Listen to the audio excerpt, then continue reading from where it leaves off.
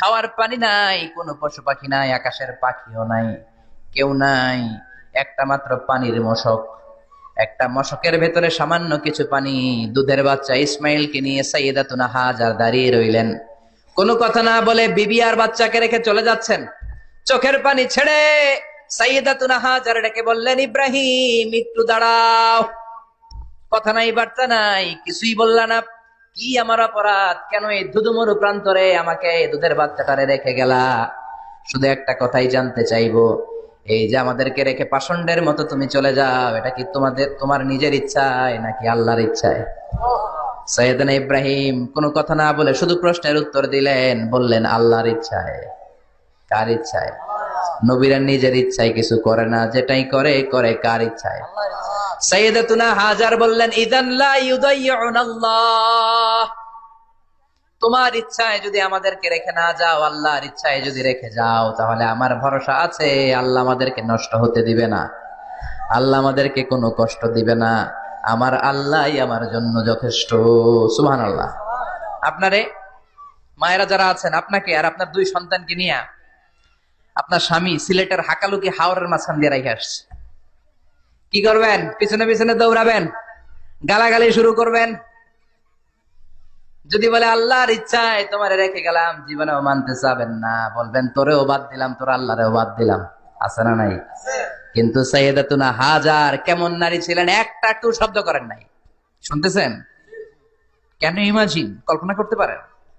ধুধুমরু প্রান্তর, খাওয়ার কিছু নাই, পান করার কিছু নাই, কথা বলার মতো একটা মানুষ নাই। রৌদ্রের তাপ মরুভূমির বালুর উপরে এমন ভাবে পড়ে, সৌদি আরবের মরুভূমি যারা দেখেছেন, প্রচন্ড বালুর মধ্যে চাল রেখে দিলে চালগুলো মুড়ি হয়ে যায়। ওই প্রচন্ড মরুভূমির মধ্যে দাঁড়িয়ে বললেন, যদি আল্লাহর ইচ্ছা হয়, আমার আল্লাহ আমার জন্য যথেষ্ট। ঠিকই আল্লাহ যথেষ্ট হয়েছেন। এই মহিলাকে দিয়ে মক্কা আবাদ হয়েছে। মক্কায় কোনো মানুষ থাকতো না, এখন মক্কায় গেলে জায়গা পাওয়া যায় না। 25 লক্ষ লোক আমরা হজ করেছি এবার। প্রতিদিন 3 লক্ষ 4 লক্ষ মসজিদুল হারাম একসাথে জামাত। জুমার নামাজের দিন 5 লক্ষ 7 লক্ষ 10 লক্ষ হয়ে যায়। এতগুলো মানুষ আগে ছিল না। সব হলো সাইয়েদাতুনা হাজারের ইমানের ফসল। সুবহানাল্লাহ। এই নারী এখানে থাকলেন আল্লাহর উপর ভরসা করে, ইমানের পরীক্ষা দিতে লাগলেন। একদিনের ব্যবধানে খাওয়ার পানির মশকের পানি শেষ। ইসমাইল আলাইহিস সালামের পায়ের ধাক্কায় জমজমের পানি এলো। জুরহুম নামক একটা গোত্র যাচ্ছিল, তারা এসে ওনার হাতে মুরিদ হলো। সুবহানাল্লাহ। তারা এসে বলল, আমাদেরকে শুধু জমজমের পানি খেতে দেন, আপনি যা বলবেন সব আমরা মেনে নিলাম। শুরু হলো মক্কার আবাদ। হাজার হাজার মানুষ বাড়তে শুরু করলো, মক্কা শহরের এক্সপানশন হলো। গোটা বিশ্ব থেকে লক্ষ লক্ষ মানুষ এখন মক্কার দিকে ছুটে চিল্লায় বলেন, ঠিক কিনা? এজন্য আমার মায়েরা অনেক লম্বা জীবনী তার। একটা ঘটনাই বললাম, সাইয়েদাতুনা হাজার, ওনার জীবনী থেকে আমার মায়েদের বোনেদের জন্য শিক্ষা। তাওয়াক্কুল আলাল্লাহ। বাঁচি আর মরি, সুস্থ থাকি আর অসুস্থ থাকি, বিপদে থাকি আর যেই কোনো সমস্যায় থাকি না কেন, ভরসা করতে হবে একজনের উপর। তিনি কে? আল্লাহর উপর যে ভরসার মতো ভরসা করতে জানে, আমার আল্লাহই তার জন্য যথেষ্ট। ঠিক কিনা? তাহলে হাজার থেকে আমার বোনদের জন্য শিক্ষা হচ্ছে, তাওয়াক্কুল করব আমরা কার উপরে? ভরসা রাখবো কার উপর? না নৌকার উপর, না ধানের শীষ, নাকি লাঙ্গল, নাকি দাড়িপাল্লা? ভরসা কার উপরে? সবসময় আত-তাওয়াক্কুল আলাল্লাহ, আল্লাহর উপর ভরসা করতে হবে আমার মায়েরা, আমার বোনেরা। 2 নম্বরে বলেছি কার কথা? আসিয়া রাদিয়াল্লাহু তাআলা আনহা আলাইহাস সালাম, ফেরাউনের স্ত্রী। এই মহিলা অনেক দামি মহিলা, মুসা আলাইহিস সালামের পালক মা। সুবহানাল্লাহ পড়েন। নিজের সন্তান ছিল না, সাইয়েদনা মুসা আলাইহিস সালামকে মায়ের মতো লালন পালন করেছেন। গোপনে গোপনে মুসা আলাইহিস সালামের উপর ঈমান এনেছেন। গোপনে গোপনে রাত্রিবেলা তাহাজ্জুদ পড়ে চোখের পানি ছেড়ে চাইতেন কার কাছে? ফেরাউনের বউ আর ফেরাউনের ফিনান্স মিনিস্টার, অর্থমন্ত্রীর বউ, দুইজন লুকিয়ে কালিমা পড়ে মুসলমান। ফেরাউন কিছু জানে না। সুবহানাল্লাহ। কি আল্লাহর খেলা! ফেরাউন লক্ষ লক্ষ বনি ইসরাইলের ছোট্ট বাচ্চাকে জবাই করেছে একটা বাচ্চাকে ঠেকানোর জন্য। নাম কি? মুসা। আর ফেরাউনের ঘরে আল্লাহ মুসাকে বড় করলেন। কোন সুবহানাল্লাহ। লুকিয়ে লুকিয়ে ঈমান আনলো। ফেরাউনের বউ আসিয়া, অর্থমন্ত্রীর বউ, দুইজন মিলে ফেরাউনের কাছে ঘটনা পৌঁছে গেল, খবর পৌঁছে গেল। ফেরাউন ডেকে পাঠালো, দুধের বাচ্চাকে নিয়ে ফেরাউনের অর্থমন্ত্রীর বউ হাজির। কুখ্যাত সন্ত্রাসী ফেরাউনের নিজের বউ আসিয়াও হাজির। ফেরাউন বলে, এক আল্লাহর উপর কুফরির ঘোষণা দে, আল্লাহকে বলে যা, আমার পায়ের সামনে সেজদা দে, আমি মাফ করে দেব। আসিয়ার এক কথা, জীবন যাবে কিন্তু ঈমান যাবে। ফেরাউনের অর্থমন্ত্রীর স্ত্রীরও এক কথা, যে আল্লাহর কাছে আমরা মাথা নত করেছি, পৃথিবীর কোন শক্তির কাছে ওই মাথার নত হতে পারে না। ফেরাউন বলল, তাই নাকি, দেখি তোদের ঈমানের পাওয়ার কত বড়। অর্ডার করলো, বিশাল বড় পাতিল নিয়ে আসো, কড়াই নিয়ে আসো, কড়াই ভর্তি তেল গরম করতে শুরু করো। টকবক টকবক করে কড়াইয়ের মধ্যে গরম তেল। ফেরাউন বলে, ও অর্থমন্ত্রীর স্ত্রী, তোমারে অনেক ভালো জানতাম, এখনই আমার পায়ের সামনে সেজদায় লুটিয়ে পড়ো, আল্লাহরে ছাড়ো, আমি তোরে ছেড়ে দেব। অর্থমন্ত্রীর বউ বলে, এত সোজা না। সুবহানাল্লাহ বলে। কি ঈমান? ঈমানের পথে অবিচল থেকে আমার মরণ যেন হয়, তোমারই কাছে মিনতি আমার, তোমারই কাছে মিনতি আমার, মহামহিম দয়াময়, ঈমানের পথে অবিচল থেকে আমার মরণ যেন হয়। পড়েন আমিন। আবার পড়েন আমিন। এক কথা, আল্লাহর সামনে মাথা নত করেছি, কারো সামনে করব না। ফেরাউন অর্ডার দিল, এই মহিলার দুধের বাচ্চাটারে টান দিয়ে আন, টকবক তেলের মধ্যে, কড়াইয়ের মধ্যে গরম তেলের মধ্যে ছেড়ে দে। মায়ের চোখের সামনে দুধের বাচ্চাকে গরম তেলের মধ্যে ছাড়ে। হিসাবটা কি সহজ নাকি? কথা বলেন। চিৎকার দিয়ে মা কেঁদে ওঠে, ছেড়ে দাও। ফেরাউনের নির্দয় অন্তরে দয়া হয় না। দুধের বাচ্চাটারে তেলের মধ্যে ছেড়ে দেওয়ার পরে মুহূর্তের মধ্যে ছেলেটা রোস্ট হয়ে যায়। কিন্তু ছেলেটা হাত উঁচু করে ডেকে বলে, মা ভয় পেও না, তোমরা দেখো টকবগে কড়াইয়ের ভেতরে তেল, আসলে মা এটা আগুন না, এটা জান্নাতের বাগান। ও মা, ফেরাউনের দিকে তাকাস না রে মা, আমার মতো দৌড় দিয়ে তেলের মধ্যে ঝাঁপ দে। আল্লাহু আকবার। ফেরাউনের অর্থমন্ত্রীর বউয়ের ঈমান দ্বিগুণ হয়ে যায়, 3 গুণ হয়ে যায়। সে বলে, ফেরাউন, গোটা পৃথিবীটারে এক পাশে করতে পারবি, কিন্তু আমার মাথাটা তোর পায়ের সামনে নোয়াতে পারবি? ফেরাউনের অর্থমন্ত্রীর ওই স্ত্রীকে বাচ্চার পরে ওই তেলের মধ্যে ঢেলে দেওয়া হলো। ওই মহিলাটাও রোস্ট হয়ে যায়। বাকি রইল ফেরাউনের বউ আসিয়া। কি নাম? আসিয়া কিন্তু দৃশ্যটা দেখেছে, চাক্ষুষ মৃত্যু দেখেছে দুইজনের।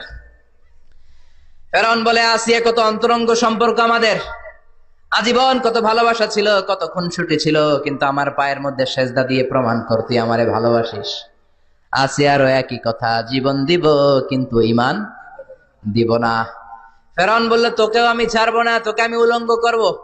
হাজার হাজার মানুষের সামনে আসিয়ার কাপড় টেনে নেওয়া হলো, তক্তার মধ্যে শুইয়ে, তক্তার মধ্যে হাতে পায়ে পেরেক মারা হলো। হাতের এই পাশ দিয়ে পেরেক ঢুকে, ওই পাশ দিয়ে বেরোয়, তক্তার এ পাশ দিয়ে ঢুকে, ও পাশ দিয়ে বেরোয়, ফিনকি দিয়ে রক্ত বের করে। আসিয়া সহ্য করতে না পেরে ডেকে বলে, আল্লাহ, ফেরাউন থেকে তুমি আমারে বাঁচাও। এই দোয়াটা সূরাতুত তাহরিমে আল্লাহ সরাসরি কোট করেছেন, রব্বিবনিলি ইনদাকা বাইতান ফিল জান্নাহ। ও আল্লাহ, মালিক, তোমার পাশে জান্নাতে একটা ঘর বানায়া দিও। এরকম একটা সঙ্গীত আছে না নাই? এই সঙ্গীতটা সরাসরি সূরাতুত তাহরিম আসিয়ার দোয়া থেকে কোট করা হয়েছে। পড়েন সুবহানাল্লাহ।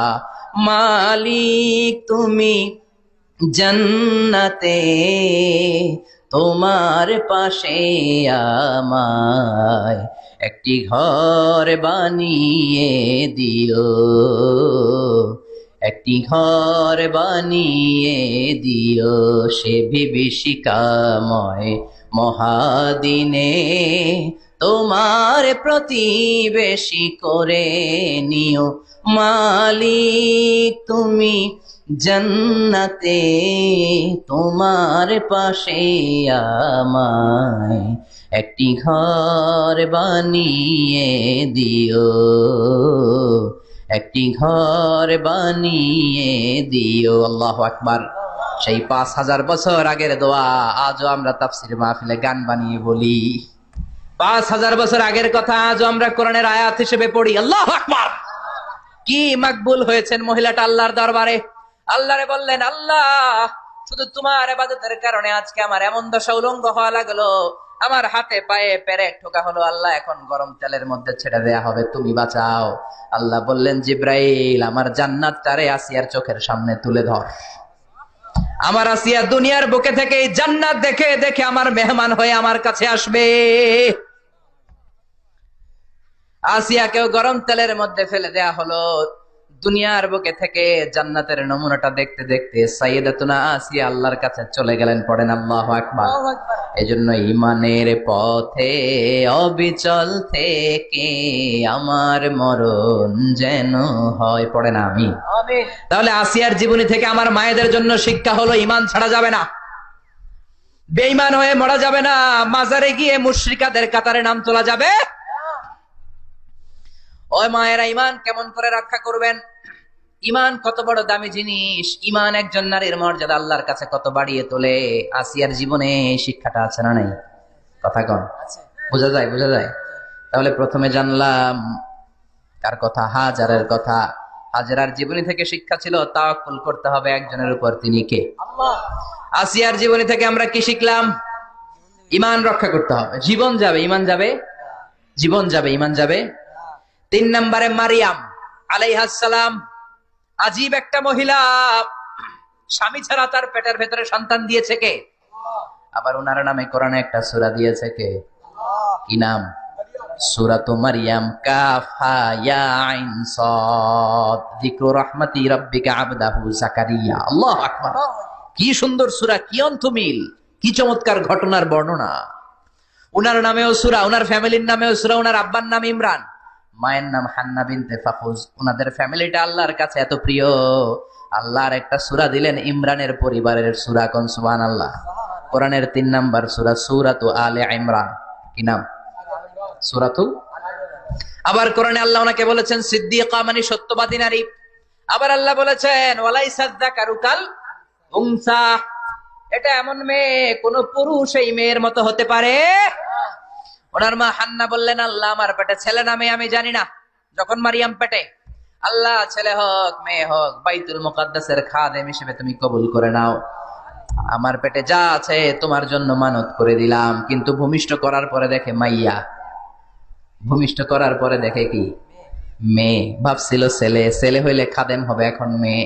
আল্লাহ বলে চিন্তা করো না, সাধারণ মেয়ে না।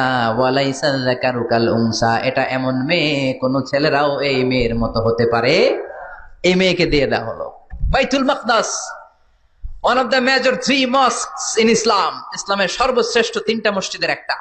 এই বাইতুল মুকাদ্দাসের খাদেমা ছিল উনি।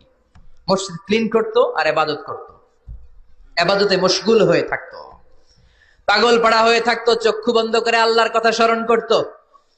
মর্যাদা আল্লাহ তো বাড়িয়ে দিলেন, আনসিজনাল যত জান্নাতি ফল সব সামনে এসে হাজির হয়ে যেত। ওনার খালু জাকারিয়া এসে বলতেন, আন্না লাকে হাদা, ও মারিয়াম এই ফল তো এই সিজনে ফিলিস্তিনে নাই, পাইলা কই? তিনি বলতেন হুয়া মিন ইনদিল্লাহ, রব্বুল আলামিন জান্নাত থেকে ফলের ব্যবস্থা করেছে। কোরআন সাক্ষী, আন্না লাকে হাদা, কোত্থেকে এই ফ্রুট পাইলা? আনসিজনাল, এটা তো এখানে নাই।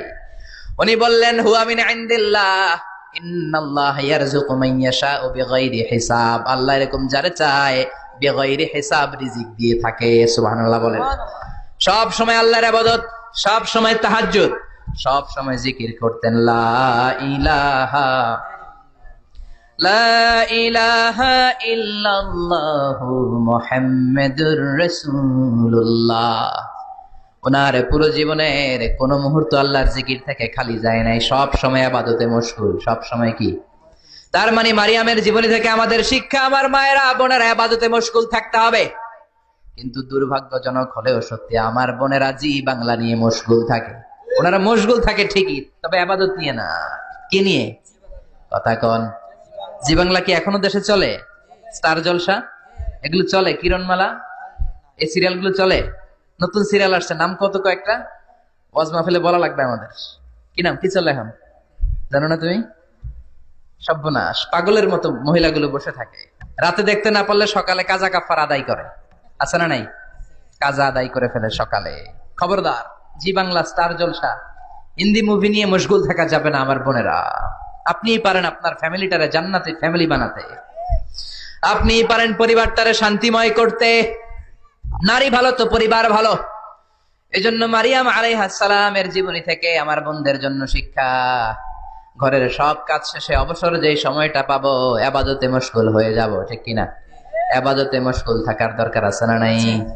তাহলে মারিয়ামের মতো আপনাদের মর্যাদাও বাড়িয়ে দিবে কে? কয়জনের জীবনী গেল, আর বাকি কয়জন শুনবেন? কষ্ট হচ্ছে? এরপরে বিশ্বনবীর প্রথম বউ খাদিজা। কি সুন্দর নাম, খাদিজা বললে ভালো লাগে না? প্রথম নারী যিনি কালিমা পড়ে ইসলাম ধর্ম গ্রহণ করেছেন, আমাদের আম্মা জান। বিশ্বনবীর প্রথম বউ, 25 বছর বিশ্বনবীর সাথে সংসার করেছেন, 3 বছর বিশ্বনবীর সাথে জেল খেটেছেন শিয়াবে আবি তালেবে। কেমন বউ? জামাইও জেলখানায়, বউ জেলখানায়। বিশ্বনবীর সবগুলো বাচ্চা সন্তান ছেলে মেয়ে এই মহিলার গর্ভ থেকে এসেছে, একজন ছাড়া, ইব্রাহিম। ইব্রাহিম বিশ্বনবীর আরেক বউ মারিয়ার গর্ভে এসেছে, বাকি সব খাদিজার গর্ভে। এই যে আমরা ফাতেমা, বিশ্বনবীর কন্যার নাম কি? ফাতেমার মায়ের নাম কি? খাদিজা। সুবহানাল্লাহ। ফাতেমা, রুকাইয়া, উম্মে কুলসুম, জায়নাব, এই 4 জনের মাই খাদিজা। আবার আব্দুল্লাহ, কাসেম, এদের মায়ের নামও খাদিজা। বিশ্বনবীর সব সন্তান এসেছে খাদিজার পেট থেকে। বরকত বেশি না কম? বিশ্বনবী ভয় পেলে খাদিজার কাছে গেলে ভয় কেটে যেত, সাহস যোগাতেন, শেল্টার দিতেন, ছাতার মতো মাথার উপরে দাঁড়িয়ে থাকতেন। আল্লাহু আকবার। বিশ্বনবী বলতেন, রুজিক তো হুব্বাহা, খাদিজার ভালোবাসা আমার অন্তরে আল্লাহ রিজিক হিসেবে দিয়েছে। আবার বিশ্বনবী বলতেন, আল্লাহ যেই কিয়ামতের দিন বন্ধু বন্ধুরে চিনবে না, ভাই ভাইরে চিনবে না, কেউ কাউরে চিনবে না, ওই কঠিন দিনে আমি আমার খাদিজারে যেন ভুলে না যাই, আমার খাদিজারে যেন দেখা মাত্রই চিনতে পারি এটা আমার খাদিজা। খাদিজাকে নিয়ে মা আয়েশা একদিন একটা কটু কথা বলেছিল। ও নবী, কবে আপনার এই বুড়ি মহিলা, বুড়ি বউ খাদিজা ইন্তেকাল করেছে, তারপরে কত সুন্দরী সুন্দরী বউ আমরা এসেছি, আমার ভালো লাগে না? খালি বুড়ির কথা কন কেন? খালি ওই বুড়ির কথা স্মরণ করেন। আমরা আছি, আমাদের দিকে তাকান, আমরা কত সুন্দরী, আমরা কত ভালো। বিশ্বনবী রেগে গেলেন, মা আয়েশাকে এইভাবে ধরলেন। জীবনে কোনোদিন কোন স্ত্রীর গায়ে হাত তোলে নাই, শুধু ওই দিন মা আয়েশাকে এইভাবে ধরেছিলেন আর বলেছিলেন, আয়েশা খবরদার জীবনে এই কথা বলবা না, আমার খাদিজা আমার বিপদের দিনের সঙ্গিনী, তোমরা আমার সুখের দিনের সঙ্গিনী, তোমরা কেউ আমার সাথে জেল খাটো নাই, খাদিজা আমার সাথে জেল খেটেছে 3 বছর। কয় বছর? খাদিজা যখন ইন্তেকাল করলো, বিশ্বনবী কবর দিলেন, দোয়া করলেন আর কাঁদলেন। সাহাবারা দোয়া শেষে চলে যায়। আবু বকর বললেন, নবী কবর দেয়া হলো, খাদিজাকে দোয়া করা হলো, এবার চলেন। বিশ্বনবী তবুও যান না। বিশ্বনবী বললেন, আবু বকর তোমার মনে চাই তুমি ঘরে ফিরে যাও, আমি যাব না, আমি দাঁড়িয়ে থাকবো, খাদিজার কবরের 3টা প্রশ্নের জবাব আমি বিশ্বনবী দিয়ে তারপরে ঘরে ফিরে যাব। সাইয়েদনা জিবরাইল এসে বললেন, নবী আর কান্না করবেন না, আর দাঁড়িয়ে থাকবেন না, আর বায়না ধরবেন না, বন্ধুর সাথে চলে যান। খাদিজার কবরের 3টা প্রশ্নের জবাব নিয়ে আপনার টেনশনের দরকার নাই। টেনশন কার? আপনি তাড়াতাড়ি চলে যান। আপনার স্ত্রী খাদিজা যদি কবরের 3টা প্রশ্নের জবাব দিতে কোনো ভুল করে ফেলে, আরশের উপর থেকে আল্লাহ নিজেই জবাব দিয়ে দিবে। আল্লাহু আকবার। কি মহিলা ছিল! বিশ্বনবীকে সবসময় আগলে রেখেছে, শেল্টার দিয়েছে, প্রতিভক্ত ছিল। খাবার নিয়ে বিশ্বনবীর জন্য এদিক সেদিক যেতেন, বিশ্বনবী না আসলে খেতেন না। বিশ্বনবীকে কলিজার চাইতো বেশি ভালোবাসতো, পতি যা বলবে তাই শুনতো। ও মায়েরা, খাদিজাতুল কুবরার জীবনী থেকে আপনাদের জন্য শিক্ষা হলো প্রতিভক্তি। কি ভক্তি? এখন প্রতিভক্তি নাই, আমরা করি নারী ভক্তি। এখন নারী নির্যাতন কমে গেছে বাংলাদেশে, বেড়ে গেছে পুরুষ নির্যাতন। কথা কন। এখন আমরা ভক্তি করা লাগে, আমরা ভক্তি না করলে ঘরে খাওয়ান নাই, এরকম ঝামেলা আছে না নাই? কথা বলেন। আপনাদের নাগাইশের মহিলারা অনেক ভদ্র, নাগাইশের মহিলারা নিশ্চয়ই পতিকে অনেক ভক্তি করে। মায়েরা, বোনেরা, আপনার স্বামী যদি আপনার উপরে নাখোশ থাকে, আপনার ইবাদত আপনাকে বাঁচাতে পারবে না। বিশ্বনবী ফাতেমাকে বললেন, ফাতেমা তুমি বিশ্বনবীর মেয়ে হতে পারো, কিন্তু আলী যদি তোমার উপরে নাখোশ থাকে, তোমার সব শেষ, সব শেষ। আবার বিশ্বনবী বললেন, আমি যদি এক আল্লাহ ছাড়া কারো সামনে মাথাটা নত করার বিধান দিতাম, এক আল্লাহ ছাড়া যদি কাউকে সেজদা করতে আমি বলতাম, আমি দুনিয়ার সব নারীদের বলতাম স্বামীর পায়ে সেজদা দিয়ে পড়ে থাকো। কি সম্মান আল্লাহ দিলেন স্বামীকে! আপনার জান্নাত আপনার স্বামীর ভেতরেই। স্বামীকে সন্তুষ্ট করেন, স্বামীর আনুগত্য করেন, দেখবেন ফ্যামিলিটা সুন্দর হবে। আর স্বামীরা স্ত্রীদেরকে ভালোবাসেন, স্ত্রীদেরকে ভালোবাসার গল্প শোনাবেন, দামি দামি শাড়ি কিনে দিবেন, তারপরে রাত্রিবেলা গান শোনাবেন। আধরাতে যদি ঘুম ভেঙে যায়, মনে পড়ে মোরে প্রিয়, চাঁদ হয়ে রব আকাশের গায়ে, বাতায়ন খুলে দিও। এই গানগুলো শুধু বউয়ের গান, শালীর গান না, ভাবির জন্য না, চাচাতো বোনের জন্য না। উল্টাপাল্টা জায়গায় করলে গুনাহ আছে না নাই? স্ত্রীর সাথে প্রেম নিবেদন করেন, ভালোবাসা নিবেদন করেন, সংসারটারে শান্তিপূর্ণ করে দিবে কে? তার মানে খাদিজাতুল কুবরার জীবনী থেকে শিক্ষা কি? ভুল গেছে কি শিক্ষা? প্রতিভক্তি। কি ভক্তি? স্বামীকে ভক্তি করা লাগবে, তা না হলে জান্নাত নাই। এরপরে বিশ্বনবীর একমাত্র কুমারী বউ নাম কি? আয়েশা। বিশ্বনবী বললেন, উরিতুকি ফিল মানামি সালাসা লায়াল। আয়েশা, বিয়ের আগে তোরে কিন্তু আমি 3 বার স্বপ্নে দেখছিলাম। সুবহানাল্লাহ কইবেন না? বড্ড খুশি হয়ে গেলেন আয়েশা।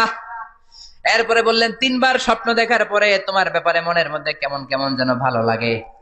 তারপরে একটা ছোট্ট কাগজের মধ্যে, জান্নাতি কাগজ, রেশমি কাপড়ের মধ্যে তোমার চেহারাটা এনে জিব্রাইল বললেন, দেখেন নবী কেমন লাগে। আমি কইলাম, ভালো লাগে। কার মেয়ে? আপনার বন্ধু আবু বকরের মেয়ে, বিয়ে করবেন নাকি? বিশ্বনবী বললেন, ও জিব্রাইল, তুমি যদি ঘটক হও, আল্লাহ যদি হয় কাজী, আমি মুহাম্মদ বিয়েতে রাজি। সুবহানাল্লাহ পড়েন। বিয়ে হয়ে গেল, কিন্তু ঘরে দামি ফার্নিচার নাই, টাকা পয়সাও তেমন নাই, কিন্তু আছে খালি সুখ। আছে কি? যেটা টাকা দিয়ে কিনা যায়। টাকা দিয়ে বাড়ি কিনা যায়, গাড়ি কিনা যায়, সুখ কিনা যায় নাকি? টাকা দিয়ে বিছানা কিনা যায়, বালিশ কিনা যায়, ঘুম কিনা যায় নাকি? কথা বলেন। এজন্য সুখ দেয়ার মালিক কে? দোকানে সুখ পাওয়া যায়, নাকাইশ বাজারে তো সুখ বেছে না, বেচতে নিয়ে যেতাম আজকে গাড়িতে করে। সুখ বেছে? কথা কন। সুখ পাওয়া যায় না। সুখ দেয়ার মালিক একজন, তিনি কে? মা আয়েশা একমাত্র কুমারী বউ। আদর করে তিনি ডাকতেন হুমায়রা, আবার মাঝে মাঝে ডাকতেন ইয়া আইশু। আয়েশা না, আইশু, সংক্ষেপ। এত ভালোবাসতেন মা আয়েশাকে। মা আয়েশা গ্লাসের যেই জায়গা দিয়ে পানি খেতেন, বিশ্বনবী ওই জায়গায় মুখ লাগিয়ে পানি খেত। মা আয়েশা গোশতকে হাড্ডি ফেলে দিলে বিশ্বনবী ওই হাড্ডিটা নিয়ে চষতে শুরু করে দিত। এক বালতি থেকে পানি নিয়ে দুইজনে গোসল করত। আবার বিশ্বনবীর সাথে সাথে মাঝে মাঝে বায়না ধরতো, মাঝে মাঝে রাগও করতো। সুবহানাল্লাহ কোন। স্বামী স্ত্রীর মধ্যে একটু রাগ আছে না নাই? রাগ থাকলে ওইটারে আবার ভালোবাসায় পরিণত করে দেয় কে? রাগ না থাকলে ভালোবাসা তো ভালোবাসাই না, রাগ থাকতেই হবে, তাইলেই ভালোবাসার মর্ম বোঝা যায়। চিল্লায় বলেন ঠিক কিনা? ক্ষুধা না থাকলে খাবারের মর্যাদা বোঝা যায় না। সারাদিন পেট ভরা, খাবার মজা বুঝবেন? ক্ষুধা, প্রচন্ড ক্ষুধা, তৃষ্ণার্ত, লেবুর শরবত পাইলে অমৃতের মতো লাগবে। প্রচন্ড ক্ষুধা, হাজি বিরিয়ানি পাইছেন 1 প্লেট, ইচ্ছে মতো খাবেন, কিন্তু পেট ভর্তি, হাজি বিরিয়ানি খাওয়া যাবে? এজন্য রাগ না থাকলে ভালোবাসা যে কত দামি, ভালোবাসা যে আল্লাহর পক্ষ থেকে কত বড় নেয়ামত বোঝা যায় না। মাঝে মাঝে মা আয়েশা রাগ করতেন, শুনতেছেন? বিশ্বনবী বলেন, আয়েশা, কখন তুমি রাগ করো, কখন তুমি আমারে ভালোবাসো আমি বুঝি। সুবহানাল্লাহ পড়ে। মা আয়েশা বললেন, কেমনে বুঝেন? বিশ্বনবী বললেন, যখন তুমি রাগ করো তখন নামাজের পরে দোয়ার মধ্যে বলো, ও ইব্রাহিম আলাইহিস সালামের আল্লাহ, আপনি আমার উপর দয়া করেন। তার মানে তুমি রাগ করে আছো, আমার নাম নাও নাই। আর যখন আমার উপর খুশি থাকো, নামাজের পরে দোয়াতে বলো, মুহাম্মদ সাল্লাল্লাহু আলাইহি ওয়াসাল্লামের আল্লাহ, আপনি আমাদের উপর রহমত করেন। তার মানে খুশির সময় তুমি আমার নাম নাও, রেগে গেলে অন্য নবী দেয়া দোয়া সেরা দাও, রেগে গেলে আমার নামটা নাও না। মা আয়েশা বলে, নবী গো, আমি তো শুধু নামটাই মুখ দিয়ে নেই না, কিন্তু কলিজা থেকে তো আপনারে বাদ দিতে পারি না। আল্লাহু আকবার! কি ভালোবাসা! মা আয়েশা বলতেন, আমি যখন বিশ্বনবীর সাথে শীতের রাতে এক ল্যাপের নিচে ঘুমাতাম, তখনও জিব্রাইল ওহী নাজিল করত। সুবহানাল্লাহ নাই? কোন স্ত্রীর সাথে অন্তরঙ্গ বসবাসের সময় কোরআনের ওহী নাজিল হতো না। একমাত্র মা আয়েশার সাথে যখন এক বিছানার এক ল্যাপের নিচে দুইজন শুয়ে আছে, কোরআনের আয়াত নাজিল করছে কে? আবার মা আয়েশা বলছেন, আমার কারণে ও মুসলিম উম্মাহ তোমরা তায়াম্মুমের বিধান পেয়েছো। ফাতায়াম্মামু সাঈদান তাইয়্যিবা। মা আয়েশা একটা যুদ্ধে গিয়েছিলেন, যুদ্ধ থেকে ফেরার পথে মা আয়েশার গলার লকেট নাই। মাঝে মাঝে হয় না, মহিলা গলার লকেট পায় না, পুরা বাড়ি আগুন করে ফেলাইছে, লকেট নাই, লয়ে গেল রে, নিয়ে গেল রে, হারাইলাম রে। মা আয়েশার লকেট নাই। লকেট হারানোর পরে মা আয়েশা কান্নাকাটি। বিষ্ণু বললেন থামো। অনেকক্ষণ থামার পরে লকেট খুঁজে পায় না। সবাই খোঁজাখুঁজি, লকেট কই, লকেট কই, লকেট খুঁজে পায় না। ওদিক দিয়ে মাগরিবের নামাজের সময়ও শেষ, নামাজের সময় শেষ।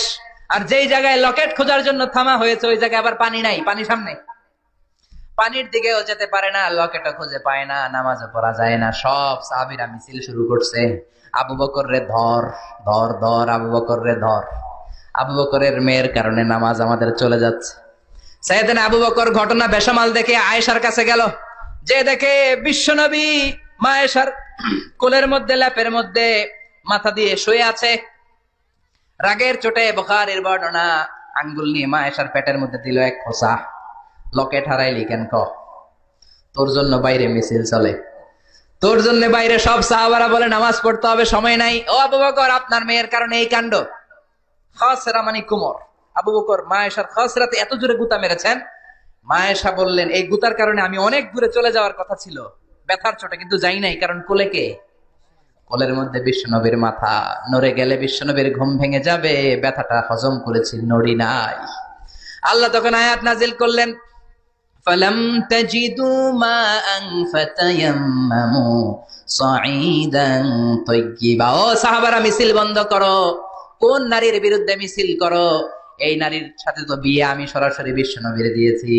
যাও, ওজুর জন্য টেনশনে ছিলা, টেনশনের দরকার নাই। আয়েশার কারণে আজকে নতুন করে একটা বিধান দিলাম, আজ থেকে যদি অজুর পানি না পাওয়া যায়, বালুর মধ্যে 2 হাত বাড়ি মেরে তায়াম্মুম করো, নামাজ পড়ে নাও, কবুল করে নিবে কে? এই মা আয়েশার লকেট হারানোর কারণে তায়াম্মুমের বিধান নাজিল হয়েছে। কোন সুবহানাল্লাহ। এজন্য মা আয়েশা বলতেন, ও উম্মতেরা জেনে রাখো, এই যে তায়াম্মুম করো, এটা কিন্তু আমার কারণে পাইছো। সুবহানাল্লাহ কোন। আবার মা আয়েশা বলতেন, আমার কোলে মাথা রেখে বিশ্বনবী শেষ নিঃশ্বাস ত্যাগ করেছে, আবার আমার ঘরের মধ্যেই বিশ্বনবীর কবর। সুবহানাল্লাহ।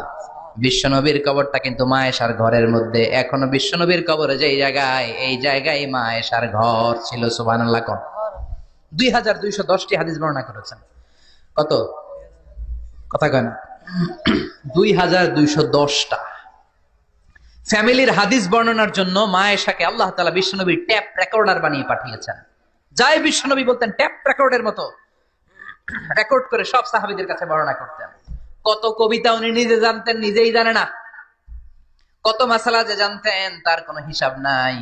ইলমুল ফারায়েজ, বাপ মরলে, ছেলে মেয়ে থাকলে কে কতটুকু সম্পদ পাবে, মা আয়েশার চেয়ে এই বিধান মদিনায় কেউ জানতো না।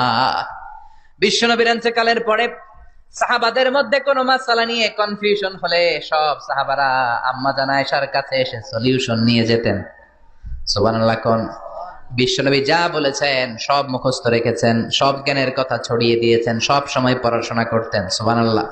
তার মানে মা আয়েশার জীবনী থেকে আপনাদের জন্য শিক্ষা হচ্ছে জ্ঞানার্জন, জ্ঞানানুরাগী হতে হবে। কি হতে হবে? জ্ঞানানুরাগী।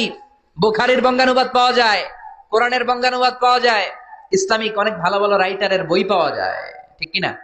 এগুলো পড়ার দরকার আছে না নাই? অনেকে বলে, হুজুর আমার ছেলেটা মোবাইল ছাড়া কিছু বোঝে না। কি কয়?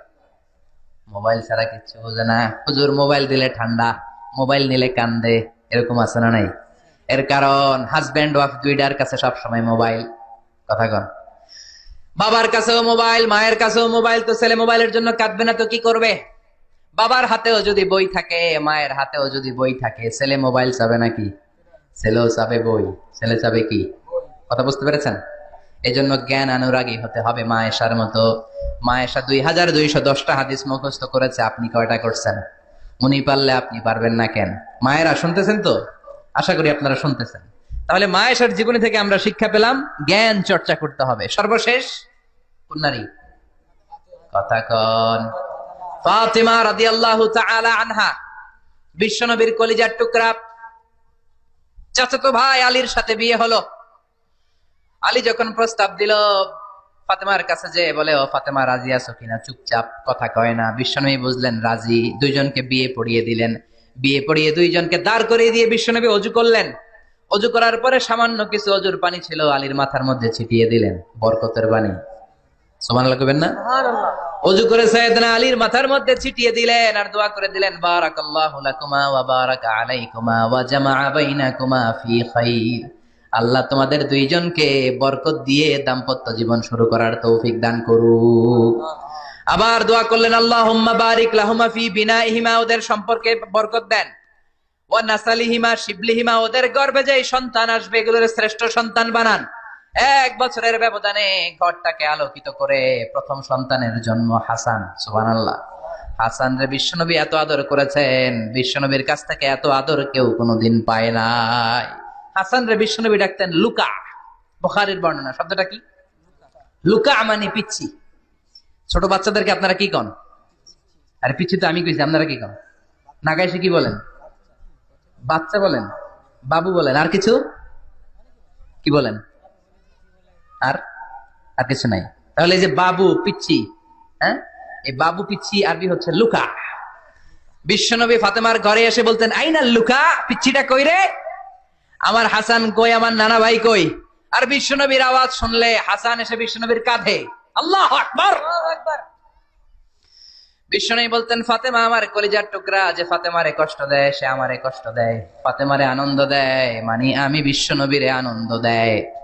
এই ফাতেমা সব সময় পর্দায় থাকতেন, দিনের বেলা বেরোতেন না, সারাদিনে টয়লেট করতেন একবার, সেটাও করতেন রাত্রে, যাতে দিনের বেলা কেউ তারে না দেখে। কি ব্যালেন্স লাইফ, কি ব্যালেন্স লাইফ! রাতে একবার টয়লেটে যাওয়া মানে কি সারাদিন খাওয়া দাওয়া এরকম ব্যালেন্স করে করতেন। কেউ দেখতে পারে নাই ওনারে, কেমন ছিল কেউই জানতো না। এমন ভাবে চলাফেরা করতো, কোনো পুরুষদের সামনে দিয়ে কখনো যেতেন না। এই জন্য ইন্তেকালের আগে আলীকে বললেন, আলী, বিশ্বনবীর ওসিয়ত অনুযায়ী কিছুদিন পরে আমি আমার বাবার সাথে সাক্ষাৎ করব। ইন্তেকালের সময় বেশি লোক আমার জানাজাতে আসার দরকার নাই, নিজেরা দোয়া করে দিলে চলবে। আর আমার জানাজার খাটিয়ার উপর দিয়ে বিশাল একটা বোরকা দিয়ে দিও। এটার আরবিতে বলে নাউশ। কি বলে? এই প্রথম কোন নারী তার খাটিয়ার উপরে নাউশ ব্যবহার করেছে, জন্য এটাকে বলে সুন্নাতু ফাতিমা, ফাতেমার সুন্নাত। সাইয়েদাতুনা ফাতেমার আগে কেউ জানাজার খাটিয়াতে নাউশ ব্যবহার করে নাই। আল্লাহু আকবার। আলীকে বলে গেলেন, আলী, অল্প কয়েকজন পুরুষ নিয়ে জানাজা দিও, বেশি মানুষের কাছে আমারে নিও না। দুনিয়ার বুকে আমি লুকিয়ে লুকিয়ে চলতাম, মরার পরে লুকিয়ে লুকিয়ে আল্লাহর কাছে চলে যেতে চাই, পুরুষদের সামনে আমারে নিও না। ও মা, এই ফাতেমার জীবনী থেকে আপনার জন্য শিক্ষা হলো পর্দা। সব সময় পর্দাটা দেহে থাকার দরকার আছে না নাই? রাজি আছেন তো? তাহলে এই 6 জন নারীর জীবনে যদি আমার মায়েরা পরে, আমার মায়েরা বোঝে, ওই মায়েরা বিপদগামী হতে পারে নাকি? হতে পারে। তাহলে 6 জনের আবার রিভাইজ করে চলেন। প্রথমে বললাম কার কথা? হাজার। হাজারের জীবনী থেকে শিক্ষা কি? খাইয়া ফেলাইছি। শিক্ষা কি? আল্লাহর উপর তাওয়াক্কুল।